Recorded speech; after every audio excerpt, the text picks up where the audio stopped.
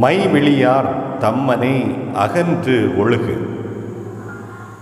பரத்தமையில் ஈடுபடக்கூடிய தீய செயல்களில் விபச்சாரத்தில் ஈடுபடக்கூடிய பெண்கள் வீட்டு பக்கமே நீ போகாதே, நல்லொழுக்கத்துடன் நீ வாழ் என்று ஔவையார் சொல்கிறார்.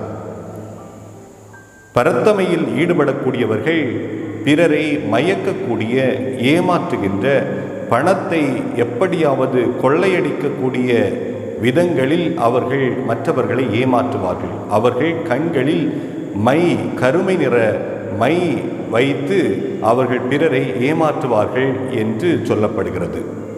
மை வைத்தல் பெண்களுக்கு அழகு, கண்ணுக்கு அழகே மைதான். இருப்பினும் பிறரை ஏமாற்றக்கூடிய அளவுக்கு, பிறரை பழிவாங்கக்கூடிய அளவிற்கு, பிறரை தன் வசம் வயப்படுத்தக்கூடிய பெண்கள் பக்கம் நீ செல்லாதே, மாறாக நீ ஒழுக்கத்துடன் வாழ வேண்டும் என்று ஔவையார் நம்மை ஆசிக்கிறார்.